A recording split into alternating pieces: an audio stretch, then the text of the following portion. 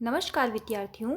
आज हम सब कक्षा 10वीं हिंदी की पाठ्यपुस्तक क्षितिज भाग 2 के गद्य पाठ बाल गोविंद भगत का अध्ययन करेंगे, जिसके लेखक रामवृक्ष बेनीपुरी जी हैं।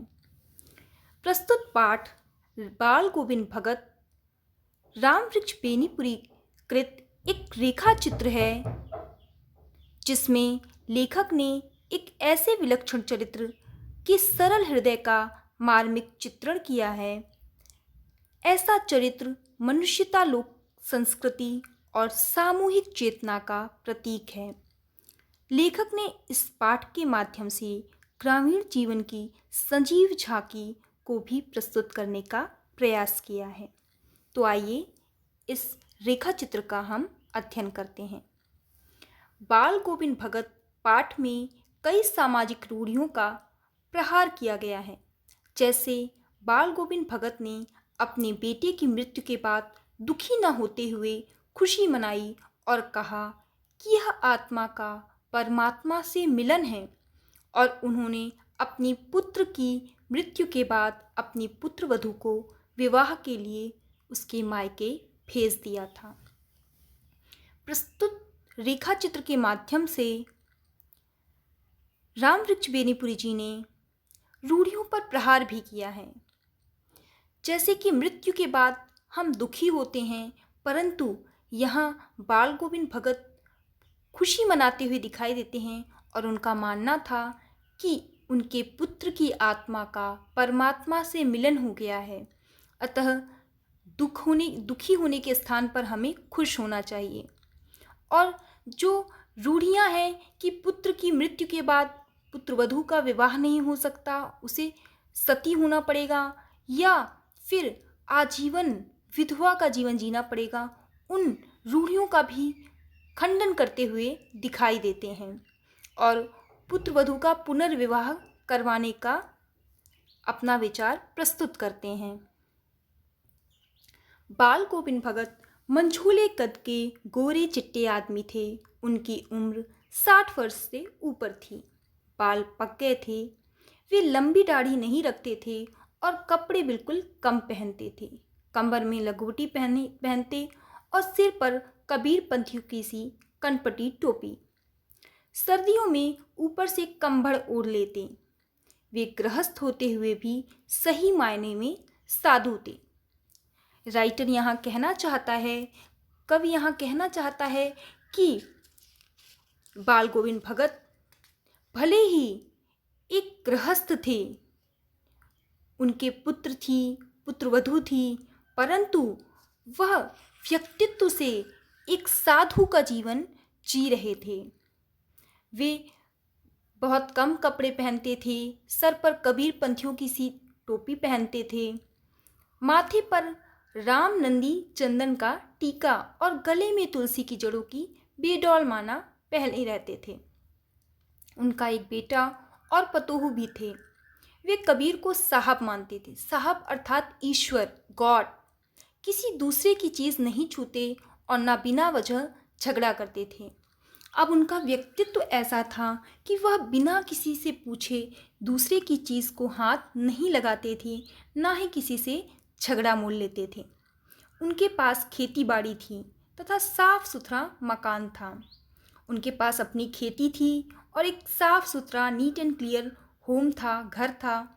खेत से जो भी उपज होती थी उसे पहले सिर पर लाद कर कबीरपंथी मठ ले जाते थे। उनके खेत में जो भी कुछ उपजता था, जो भी अनाज पैदा होता था, चूँकि वह कबीर को भगवान मानते थे, साहब मानते थे, तो वे उसे लाद कर सबसे पहले कबीरपंथी मठ ले जाते थे और प्रसाद स्वरूप यानी प्रसाद के रूप में उन्हें जो भी अन्न वापस मिलता था उसी में अपना जीविका चलाते थे। वे कबीर के पद का मधुर गायन करते। आषाढ़ के दिनों में जब समूचा गांव खेतों में काम कर रहा होता, तब बाल गोविंद भगत पूरा शरीर कीचड़ में लपेटे खेत में रोपनी करते हुए अपने मधुर गानों को गाते। जब आषाढ़ का समय आता और समूचा गांव, सारा गांव खेत में खेती कर रहा होता, खेतों में धान की रोपाई कर रहा होता तो उस समय बाल गोविंद भगत भी खेतों में धान की रोपाई करते थे और साथ ही साथ अपने मधुर गानों से सभी को आनंदित कर देते थे। भादों की अंधियारी में उनकी खंजरी बजती थी। जब सारा संसार सोया होता तब उनका संगीत जागता था।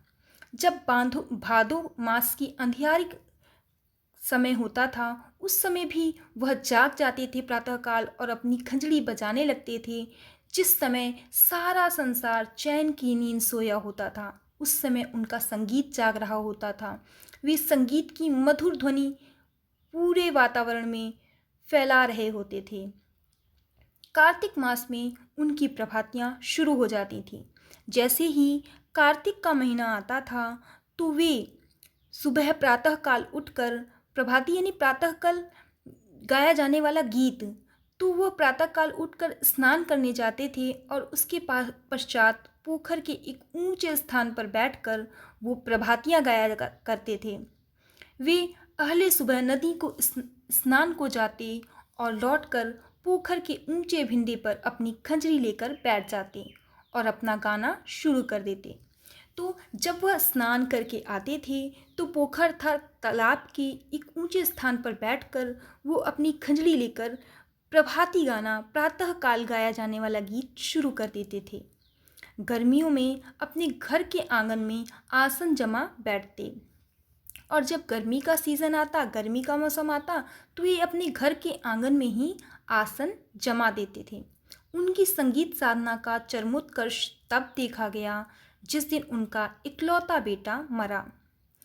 उनकी संगीत के प्रति जो साधना थी उसका चरम उत्कर्ष हम तब देखते हैं जिस दिन उनका एकमात्र बेटा, उसका देहावसान हो जाता है, उसकी मृत्यु हो जाती है। बड़े शौक से उन्होंने अपने बेटे की शादी करवाई थी। उन्होंने बहुत ही शौक से, खुशी से अपने बेटे का विवाह करवाया था और बहू भी उनकी बहुत ही सुशील थी, अच्छे गुणों वाली थी। उन्होंने मरे हुए बेटे को आंगन में चटाई पर लिटाकर एक सफ़ेद कपड़े से ढक रखा था। उन्होंने अपने बेटे को आंगन पर चटाई बिछाकर सफ़ेद रंग के कपड़े से ढक दिया था और उस पर अपने ही हुए रोपे हुए फूलों में से कुछ फूल बिखरा दिए थे, कुछ तुलसी के दल बिखरा दिए थे। सामने बाल गोविंद भगत जमीन पर आसन जमाए गीत गाए जा रहे थे और बहू को रोने के बजाय उत्सव मनाने को कह रहे थे।